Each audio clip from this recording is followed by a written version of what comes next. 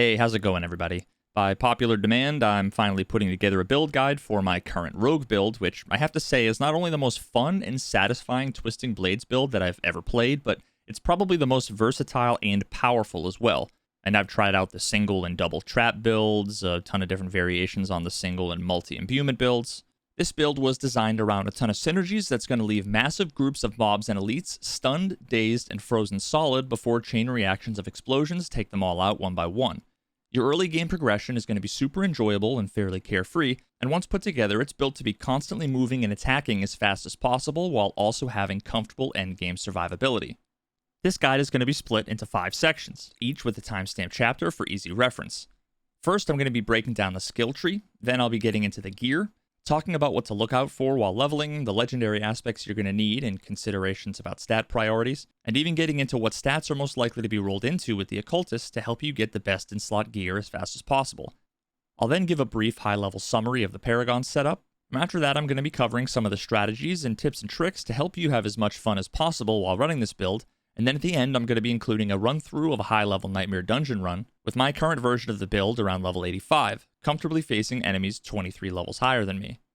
I'll throw a link in the description and pinned comment to the Max Roll build planner that includes all of the gear, skill, and Paragon info, and I'm going to keep all of that up to date should anything change in the near future. Let's get started with the skill tree.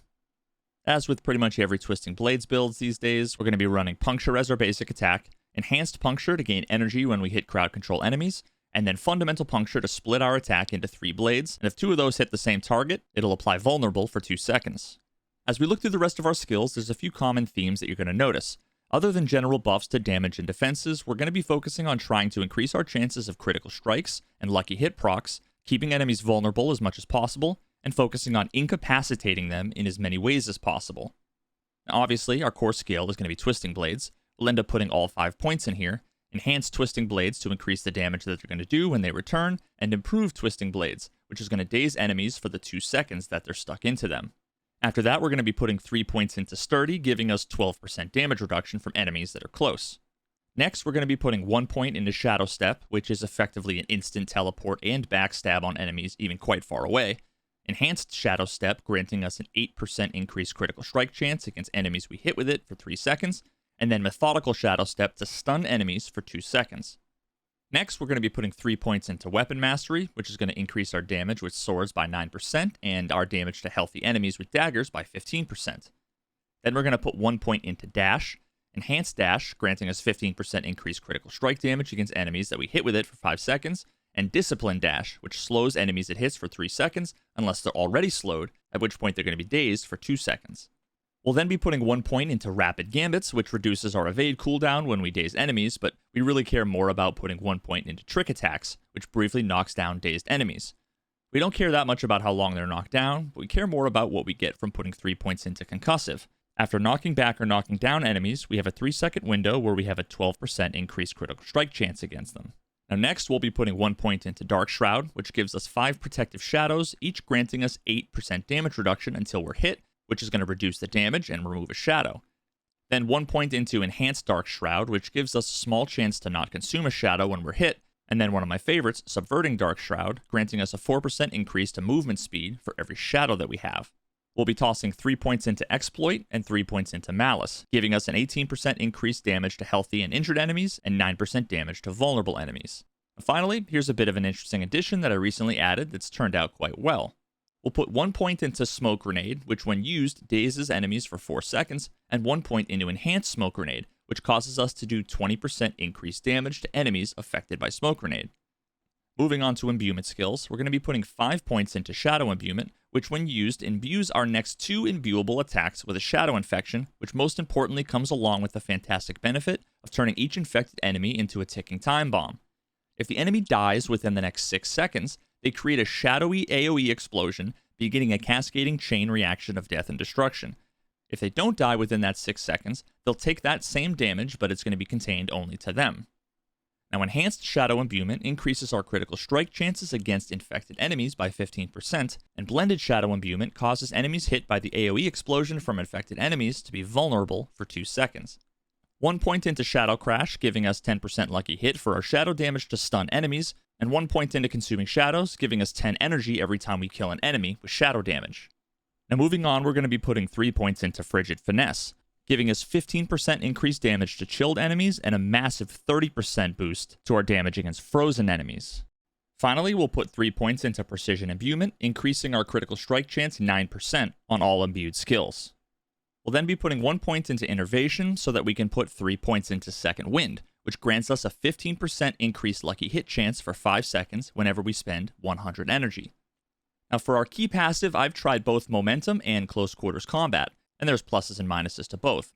With Momentum, whenever we hit enemies with Cutthroat abilities, which includes Shadow Step, Dash, and Twisting Blades, if we hit them from behind or we hit them while they're stunned, dazed, or frozen, we get 1 stack of Momentum. At 3 stacks of Momentum, which as you can imagine isn't too difficult to get quite quickly, we can get an additional 20% damage reduction, 30% increased energy generation, and 15% increased movement speed. This is definitely really nice from a defensive and utility perspective. On the other hand, for most content that isn't fighting monsters like 20 levels above your character, defenses won't really be much of an issue for this build, so you may want to opt into using Close Quarters Combat, which after using Puncture at least once and either Dash, Shadow Step, or Twisting Blades once, grants us 20% attack speed and 30% extra damage to crowd-controlled enemies for a whopping 8 seconds. I'm currently running Close Quarters Combat, and it's been really damn good.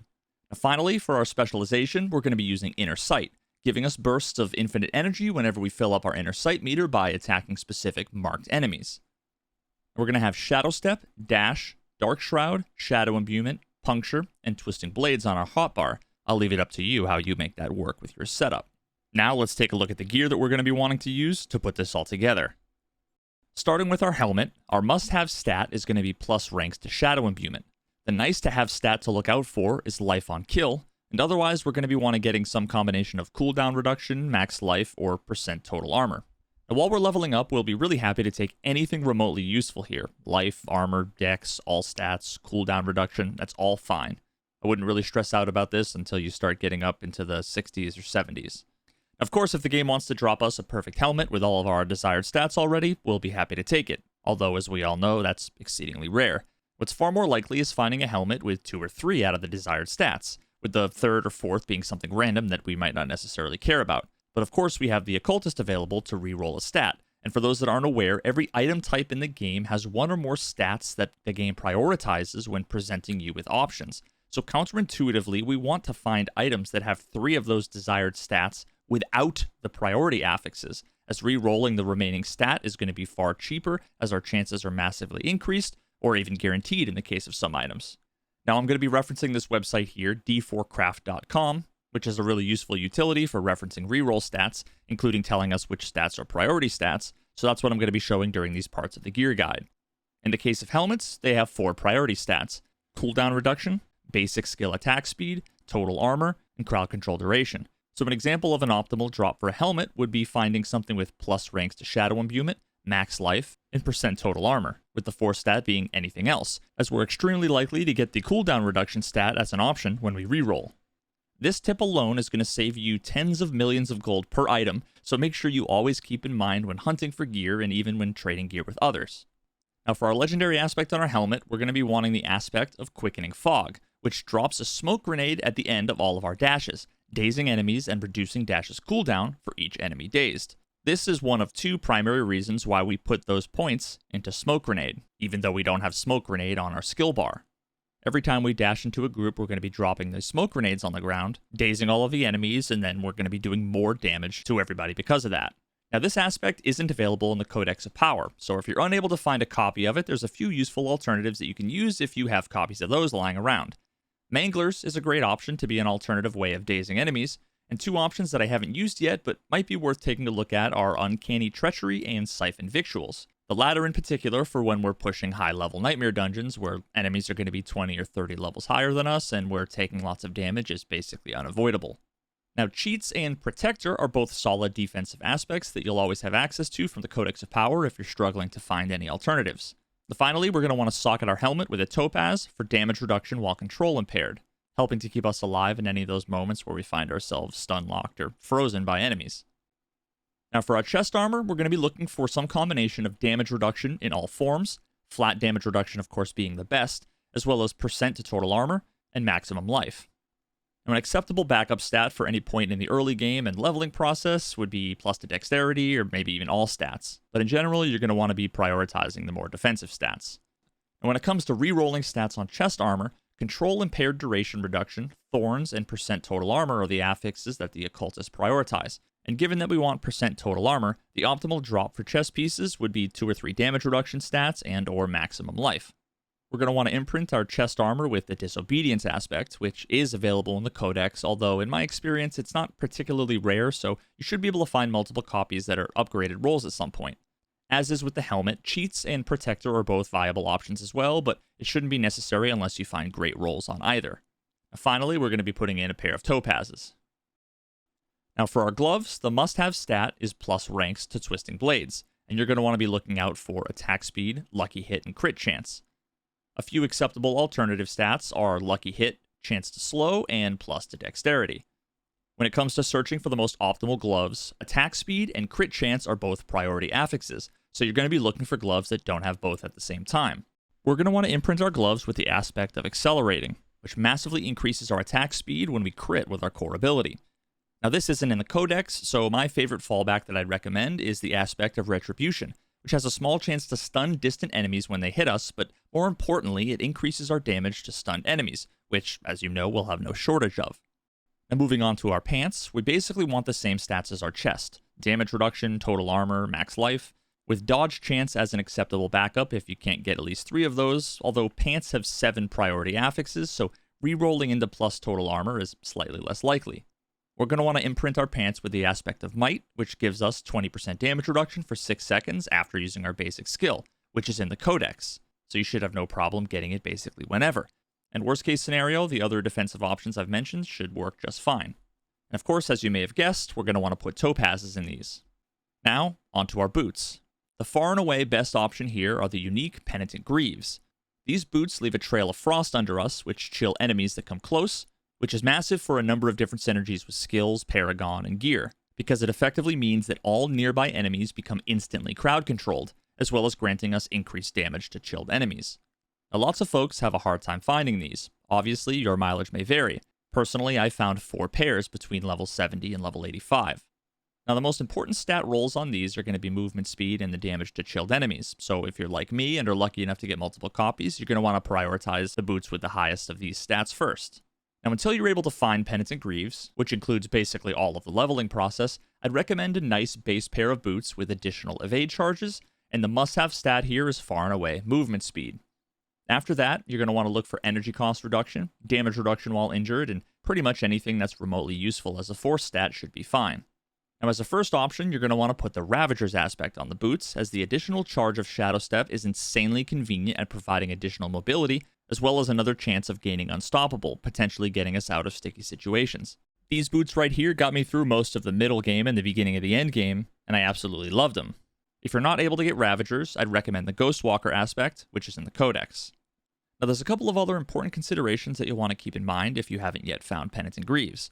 These are the only boots that are going to provide that frost trail, and as we'll see shortly, these are going to be invaluable when it comes to energy regen because of that. So while leveling early on and until you get a pair of these, you're going to want to put the 3 points from Frigid Finesse into Consuming Shadows and then Innervation to help us with energy management concerns. Moving on to our two-handed slot, we're going to be wanting a crossbow here over a normal bow 100% of the time, as the implicit stat on crossbows is vulnerable damage, one of the best stats in the game, and on bows, it's damage to distant enemies, which is effectively useless to us. The desired stats on the crossbow are going to be vulnerable damage, crit damage, core damage, and plus dexterity, although dexterity is the only priority stat, so any 4th stat will be just fine on a drop. Worst case scenario, some acceptable backup stats include plus to all stats and damage to close enemies. Of course, finding the perfect 3 vulnerable, crit, and core stats is going to take you quite a while unless you're extremely lucky, so of course while leveling you'll end up with a ton of suboptimal combinations. Now, something to keep in mind here is that early on in the game you're just simply going to have less ways of making enemies vulnerable and a lower overall crit chance, so at that point those stats are just less important. So as long as you can get any relevant damage modifiers, even damage to stunned, close, dazed, or healthy, that should carry you into and through most of the middle game. Also, keep in mind that because we're a melee character, we don't care at all about the DPS of the crossbow. We'll never be shooting it, we're only using it as a stat stick, so min-maxing the item power isn't important at all. In the endgame, finding the right collection of stats on a 725 item power sacred crossbow is exactly as good as an ancestral 825 item power crossbow. I didn't upgrade my crossbow until about level 82 or 83, because back around level 60 is when I picked up a sacred 702 item power crossbow that basically had the perfect stats on it. If you don't immediately understand exactly what I'm talking about here, you have to watch the last D4 video that I made on itemization. I genuinely believe it'll be the most important Diablo video that you've ever seen. Now we're going to be imprinting our crossbow with arguably the most important aspect of the build, the Blade Dancers aspect, which causes twisting blades to orbit around our character after they return back to us, creating a tornado of blades around us basically all the time. Now this aspect is available in the Codex and is non-negotiable for your build. You're going to want this imprinted on every crossbow you have all of the time as soon as you can as you progress with this build. Now finally, we're going to want to socket our crossbow with emeralds for the additional crit damage to vulnerable enemies. Now for our amulet, the most important and useful stat we need is, you guessed it, movement speed. And I feel very strongly about this, because I just don't want to be slow when I'm playing my rogue. I'll take a slight decrease in offensive or defensive capabilities just so I can move significantly faster. Now after this, we're going to want plus ranks to a couple of our skills, the first choices being Frigid Finesse and All Imbuements, with Malice and Exploit being good backups. Now, energy cost reduction is another desirable stat, and with any remaining slots being filled by plus % to Dexterity if you're feeling like adding more damage, cooldown reduction for some convenience, or damage reduction in % total armor if you need more defense. The cooldown reduction and armor are both priority affixes, so I'm generally looking for an amulet to drop with movement speed and one or two of those plus ranks to skills. We're going to be imprinting our amulet with the Frostbitten aspect, which is going to instantly freeze enemies damaged by our grenade skills a percentage of time equal to double our crit chance, which is going to be 60 to 80% of the time in the late game. So the majority of enemies we run into are going to be frozen solid if they happen to survive more than a second or two. Now this also grants us a massive boost to our crit damage against frozen enemies, made even larger by that 50% buff that amulets provide the aspects that they're imprinted with. Now this aspect isn't in the Codex, so some other great backup options for this slot while leveling include the Expectant, Inner Calm, and Corruption. Now if for some reason you end up in the late game and don't have a copy of Frostbitten, you might want to consider putting Ravagers on your amulet, assuming that you have Penitent Greaves. And I also had really good luck with Stolen Vigor on my amulet, although in the case of that option, you're going to want to be sure to use the Momentive key passives to actually benefit from this. And when at full stacks of momentum, your rogue is going to be healing over 1,000 HP a second or even more, basically all of combat, which can be pretty insane. Now with the addition of the new Malignant Hearts in Season 1, we have a bunch of options available for what we're going to want to socket in all of our jewelry, but given that this is largely dependent on what color hearts you find and what color sockets happen to be in all of your jewelry, there's a few different considerations here, so let's talk about hearts after we're done with all of the jewelry. And moving on to rings, we can talk about both at the same time, as we pretty much have the same priorities for both rings when it comes to stats, with the optimal combination being crit chance, crit damage, vulnerable damage, and lucky hit chance. Although crit chance is the only priority stat for rings, so it's best case scenario for you to find rings with everything except crit chance. Now, getting a ring with the other three stats together is going to be a little bit tough, so some good fallback stats include maximum life, and then resource gen and max energy. The first aspect we're going to want on one of our rings is the aspect of surprise, which gives us even more stun grenades for when we evade and shadow step, which means that pretty much no matter where we go or how we get there, there's going to be some kind of grenade dropping at our feet, snap freezing everything nearby, which is pretty sweet. Now for the other ring, we're going to want to imprint it with the aspect of the Umbral, which provides us with energy every time we crowd control an enemy, giving us a massive amount of constant energy because our Penitent Greaves chilling effect is considered crowd control. All you need to do is walk into a pack of enemies and your energy basically is instantly refilled, especially when you get rolls of 3 or 4.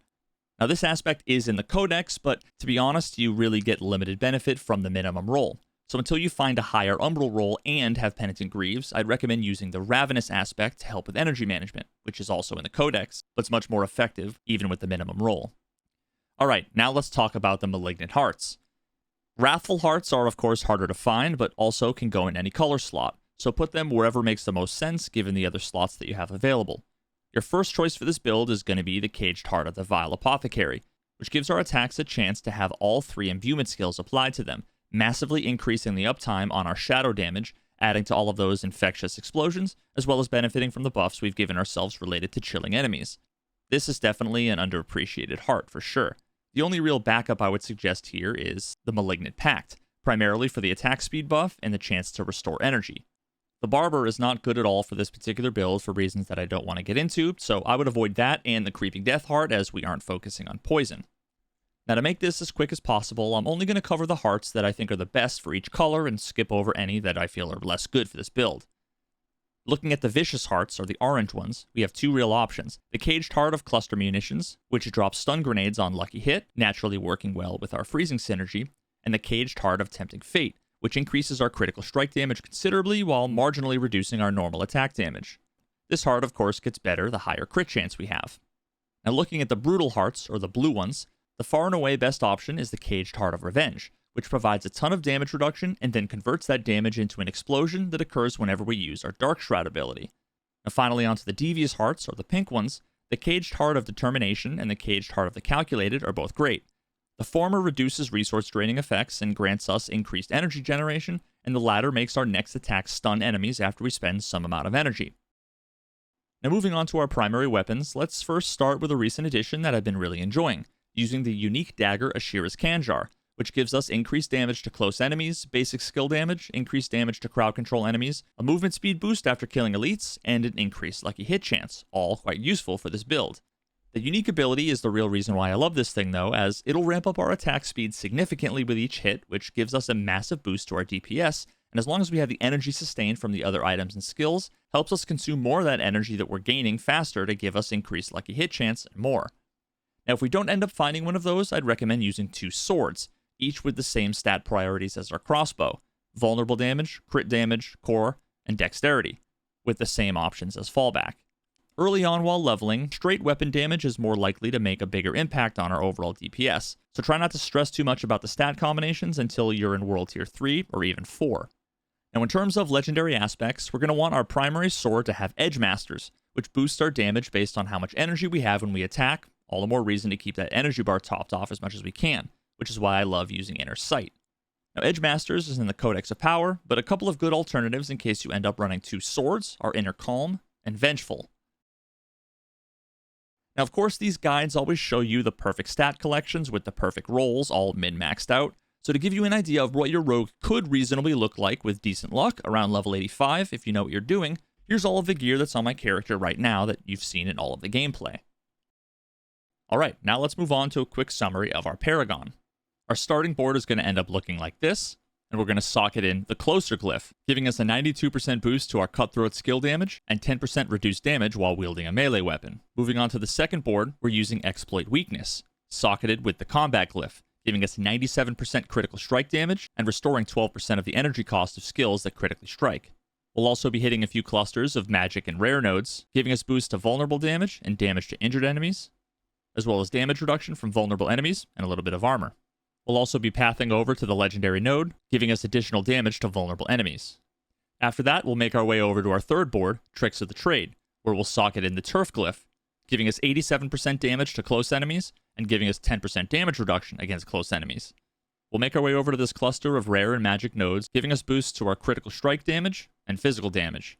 Then we'll make our way up to the fourth board, No Witnesses, where we'll put the Exploit glyph, giving us 42% vulnerable damage, and one of the most important effects of this build. Whenever an enemy is damaged by us, they become vulnerable for 3 seconds. Note that this can't happen more than once per 20 seconds for each enemy. We're then going to make our way over to the fifth and final board, Cheap Shot, socketed with the Control glyph, giving us 130% damage to crowd control enemies, 10% increased damage to slowed or chilled enemies, and 20% increased damage to stunned and frozen enemies. And finally, we'll make our way over to the legendary node, giving us up to 25% additional damage for each nearby enemy that's crowd controlled. There are a few final things to keep in mind about how I designed this Paragon setup. My first priority was getting all of the benefits within each glyph's radius, as each of these nodes simply gives us more than any of the other alternatives. Second was to pretty heavily min-max all of the pathing along the way, maximizing the dexterity and therefore damage wherever possible, but deviating only just to get enough points to receive additional bonuses from all of the rare nodes from the first 4 boards. We don't require any stat bonuses to the other stats on any of our gear to get these bonuses, giving us the most potential to maximize each affix on our items. The only 2 rare node bonuses that we won't get would only give us 6% damage reduction from slowed enemies and 15% damage to crowd control enemies, but would require us getting nearly 100 strength and intelligence elsewhere, which is simply nowhere near worth it. In order to get all of the most beneficial bonuses that we could, we had to give up putting a point or two in a decent node here or there, but the payoff is ultimately worth it. Be sure to check my build planner directly for any changes to the Paragon that I might have done after this video comes out. Now on to some tips and tricks I've gathered in my time theory crafting and playing this build, in no particular order. Obviously, you're going to want to keep Dark Shroud up as much as possible for that 20% increase to movement speed in between combat, and our 2 charges of dash can also help here. Just be sure to hold on to using your Shadow Imbuement until you need it, so you don't waste it on dashes in between enemy packs. Now in the endgame, you're going to be running around with something like 150 or 160 movement speed pretty much all the time. But don't forget that with Penitent Greaves, you get a 75% movement speed bonus for a moment after you evade, easily putting us at the 200% movement speed cap, which can be super convenient, especially as we run back and forth between our stash and vendors in town.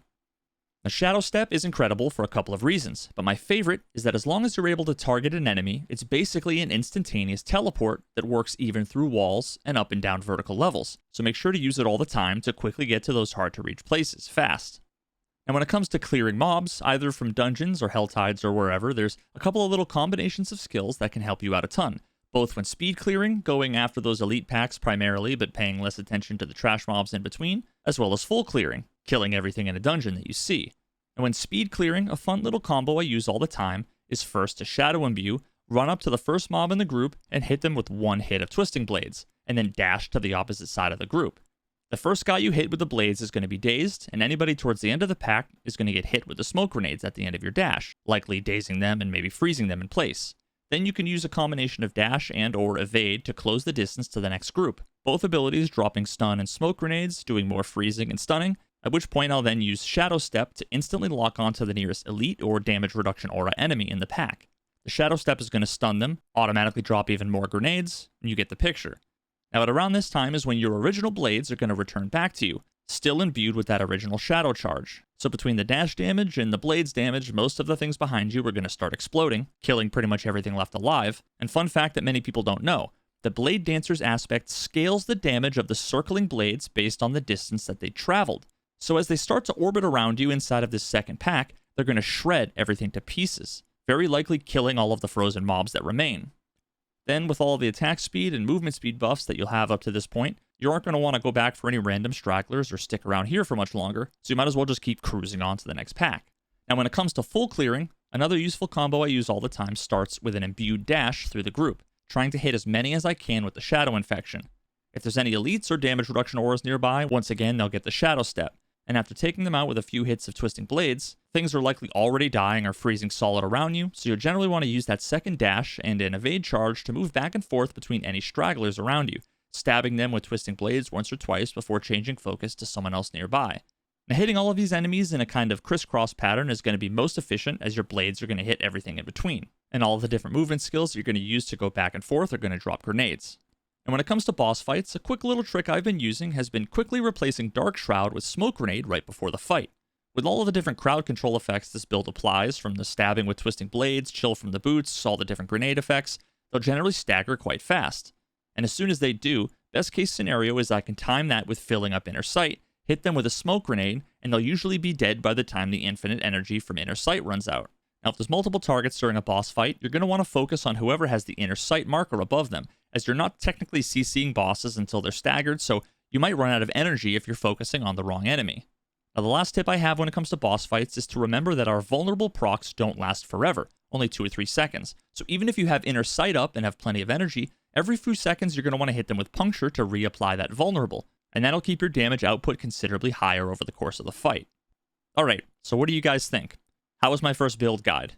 If you guys want me to make more build guides in the future when I'm playing something fun or unique, please give the video a like, leave a comment with your thoughts, and drop me a subscription to the channel if you haven't already. All of the feedback I get really motivates the content that I'll be making going forward, so if you enjoyed this and want to see more, let me know. And finally, let's end with a Nightmare Dungeon run. Thank you all for watching. We'll see you next time.